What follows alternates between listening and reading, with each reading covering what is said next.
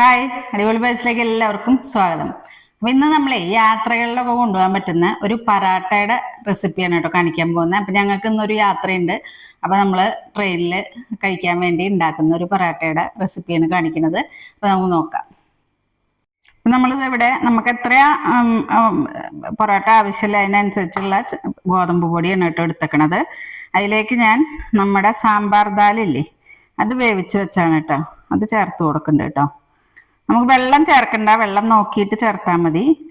ഇതിലൊക്കെ വെള്ളം ഉണ്ടല്ലോ. പിന്നെ അതിലേക്ക് ഞാൻ ചേർക്കുന്നത് കസൂരി മേത്തിയാണ് കേട്ടോ.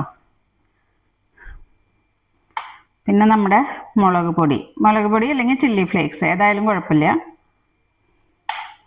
പിന്നെ മല്ലിയുടെ ഇല നല്ലോണം ചേർക്കുന്നുണ്ട്. പിന്നെ നമ്മുടെ ജീരകപ്പൊടി, വറുത്ത് പൊടിച്ച ജീരകപ്പൊടി 1 ടീസ്പൂണ്. പിന്നെ അയമോദകം ചേർക്കണം. എന്താ വെച്ചാൽ നമുക്ക് ഇത് ഡൈജസ്റ്റ് ആവാനൊക്കെ എളുപ്പമാണ്. ഒത്തിരി അയമോദകം നമ്മൾ പറാട്ടയൊക്കെ ഉണ്ടാക്കുമ്പോൾ അയമോദകം ചേർത്ത് കഴിഞ്ഞാൽ നല്ലതാണ്. പിന്നെ ഇഞ്ചി ചീവിയത്,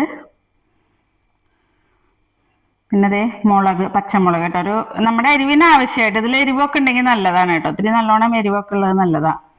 അപ്പോൾ ഒരു 4-5 പച്ചമുളക് ഉണ്ട് കേട്ടോ. പിന്നെ ഞാൻ ചേർക്കുന്ന ഒരു നുള്ള് കായത്തിൻ്റെ പൊടി, ഒരു 1/4 ടീസ്പൂൺ കേട്ടോ. പിന്നെ നമ്മൾ മറ്റേ ചാട്ട് മസാല കേട്ടോ ചേർക്കണേ, അതും ഒരു 1/4 ടീസ്പൂണ്. ഇതിലേക്ക് ആവശ്യത്തിന് നമുക്ക് ഉപ്പ് ചേർത്ത് കൊടുക്കാം.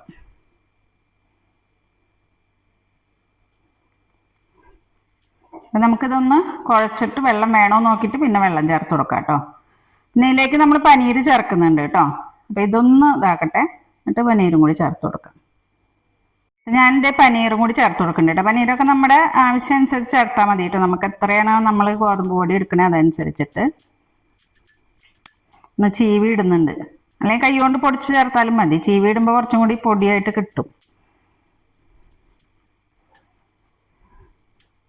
ഇപ്പോൾ ഒരു സ്വല്പം വെള്ളം ചേർത്ത് കൊടുക്കുന്നുണ്ട് കേട്ടോ, അധികമില്ല. നമ്മൾ ഇതിൽ വെള്ളം ഉണ്ട്, കുഴച്ച് വരുമ്പോൾ അത് ശരിയാവും.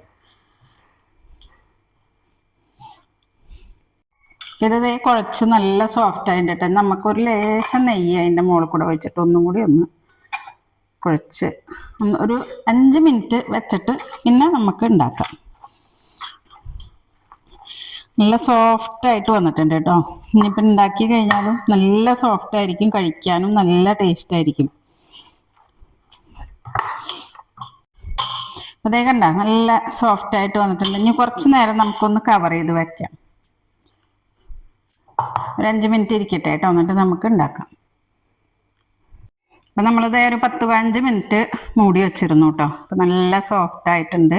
ഇനി നമുക്ക് ചപ്പാത്തി പോലെ, നമുക്ക് മടക്കൊന്നും വേണ്ട കേട്ടോ, നോർമൽ ചപ്പാത്തി പോലെ ഇത്തിരി കട്ടിയിൽ ഉണ്ടാക്കിയാൽ മതി. ഇതെന്താ വെച്ചാൽ നല്ലതാണ്, നല്ല ടേസ്റ്റാണ് കേട്ടോ. നല്ല സോഫ്റ്റും ആവും കേട്ടോ. എത്ര കട്ടിയിൽ ഉണ്ടാക്കിയാലും നല്ല സോഫ്റ്റ് ആവും. എന്താ വെച്ചാൽ ദാലും പനീരൊക്കെ ചേർത്തക്കണ കാരണം നല്ല സോഫ്റ്റായിട്ട്. നമ്മൾ കുട്ടികൾക്കൊക്കെ ഇങ്ങനെ ഉണ്ടാക്കി കൊടുക്കുകയാണെങ്കിൽ നല്ലൊരു പ്രോട്ടീനൊക്കെ ഉള്ള, നല്ല ദാലും പനീരൊക്കെ ചേർത്ത കാരണം അവർക്ക് ഇഷ്ടപ്പെടും ചെയ്യും. പിന്നെ നല്ല ഹെൽത്തിയുമാണ്.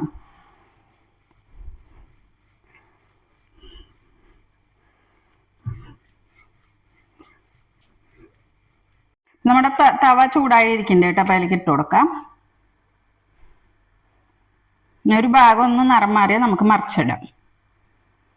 നമുക്കിത് മറിച്ചിട്ട് കൊടുക്കാം കേട്ടോ. കണ്ടോ, ഒരു നിറം മാറിയില്ലേ. ഇനി ഒന്ന് മറിച്ചിട്ട് ആ ഭാഗവും കൂടി ആയിക്കഴിഞ്ഞാൽ നമുക്ക് നെയ്യ് ഒഴിച്ചു കൊടുക്കാം. ഒന്നും കൂടി നമുക്ക് മറിച്ചിട്ട് കൊടുക്കാം കേട്ടോ. ഇനി നമുക്കിതേ കണ്ടോ ഒന്ന് ഇതായിട്ട് നമുക്ക് നെയ്യ് ഇങ്ങനെ സൈഡിൽ കൂടെ ഒഴിച്ചു കൊടുക്കാം.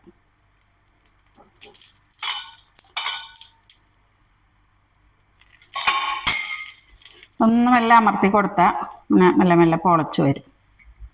ഒരു സൈഡായിട്ട് പൊളച്ച് വരുന്നുണ്ടല്ലേ, ഉണ്ടോ.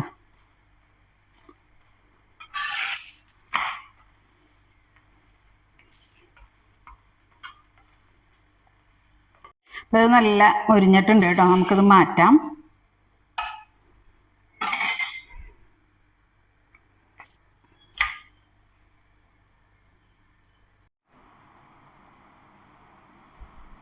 നമ്മുടെ നല്ല സോഫ്റ്റ് പൊറോട്ട കണ്ടല്ലേ, നല്ല കയ്യിലെടുത്ത് ഇങ്ങനെ പിടിച്ചു കഴിഞ്ഞാൽ നല്ല അടിപൊളിയായിട്ട് നല്ല സോഫ്റ്റ് ആട്ടോ. അപ്പോൾ കുട്ടികൾക്കൊക്കെ ഇഷ്ടപ്പെടും, നന്നായിട്ട് ഇഷ്ടപ്പെടും. അപ്പോൾ ഇതുപോലെ ഉണ്ടാക്കി കൊടുത്തു നോക്കും കുട്ടികൾക്കൊക്കെ.